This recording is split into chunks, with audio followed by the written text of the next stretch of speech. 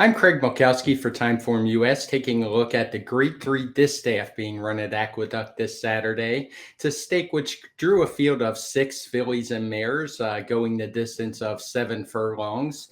Let's take a look at the field. A fairly open field of 6. You can see we have 3 horses at 5-2 or less, nobody longer than 10-1. Hot Fudge, a tepid favorite with Ain't Broke and Fingals Cave, both at 5-2, co-second choices, something you don't often see in New York. And with just a field of 6, the Timeform US pace projector could play a factor in this race. We show it's a race that should be favoring horses on or near the early lead. We show Royal Poppy and Hot Fudge up there on the lead by themselves with a slight gap. It should be noted neither of these two are really true front runners, so I think the pace complexion in this race is just a little bit murkier than we're usually going to see, and it could be a race where jockey tactics come into play. That said, let's take a look at the field in post position order. And we're going to start with a horse shipping in from the Maryland circuit in Apple Picker. She comes in for Brittany Russell, who has made some successful forays into the NYRA circuit in the past, particularly in sprint races. And she's trying that with Apple Picker, a horse who comes out of winning the Grade 3 Barbara Fritchie at Laurel Park over the President's Day weekend. Good effort from her. She made that nice move off the rail to get some running room. It was a good trip. As we look at her PPs, you'll see she's not all that particularly fast. Even in that graded stakes race, her Timeform US speed figure was only 100. It was a race where she got a really nice pace set up. As you can see, all the fractions coded in red. So I'm not all high on this Brittany Russell shipper. Moving on to another female trainer, and Linda Rice, one of the top trainers on the New York circuit, and we get Ain't Broke. We're taking a look at her allowance win going the 1-turn mile at Aqueduct. And this is a filly who's just been in red hot form. She's won 4 of her last 5. Three of those wins have come for Linda Rice after being claimed for the hefty sum of $75,000. And she's just been in really good form. What's interesting to note is that one blemish did come when she tried Stakes Company. She ran into the likes of Hot Fudge, who we're going to look at a little bit later. But she certainly has the speed figures to compete. The race rating for this race is just a 109.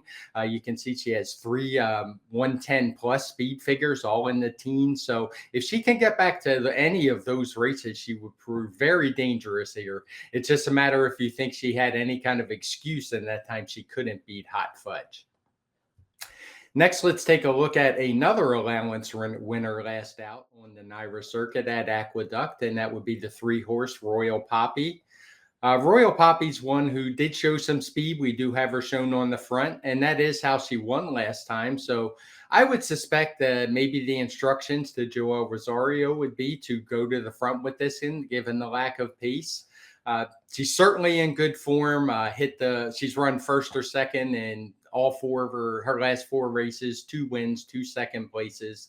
The one thing I know, her speed figures are just a little bit later than Ain't Broke's, but not too far off in this field. And she does have that tactical edge, so I'm certainly not going to rule her out.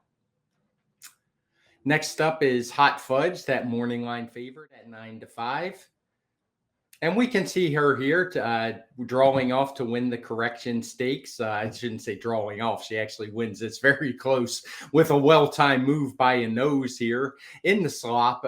It was a good effort by her. A little bit of a reduction in the speed figure for her, but she showed some gameness to come from behind on that off track. And the horse she was beating in behind is Can't Hurry Love, who was in really good form coming in. So I think she's a deserving favorite in here. Her speed figures match up pretty well, though we saw Ain't Broke's were just a little bit higher in some of the races, but she did defeat that rival, as I previously noted. Next up, a horse we haven't seen much of lately in Fingals Cave, the number 5 in this field. She's a horse who, when we did last see her in December, it was in the Bay Ridge Stakes, which we're taking a look at now. And she was able to go wire to wire in that one. She's shown a little bit off the pace, but she's one I wouldn't be surprised if she's up closer, even maybe on the lead, given that's where almost all of her successes come from, right on the pace. I said we haven't seen much of her because before that December race, we hadn't seen her in well over a year. But she's a horse who's only lost one time in 6 career starts. She's now a 5-year-old, but she was running speed figures in the 110s. She hit the 111 mark, as you can see, back as a 3-year-old at Saratoga. So if she can return to that form, and she's held her form even despite the layoff, she could be very dangerous as well. One more horse to take a look at to wrap up the PPs is She the Beauty, coming out for Chad Brown. She's one actually coming off a pretty long layoff in here, so I didn't want to really show any replays for her. She's turning back in distance. She fits if she runs her best races, but the question is, will she run her best race? And that said, I want to take a look at a formulator stat I found for Chad Brown. He's a guy well known for being good off of layoffs. Not so much in this particular scenario.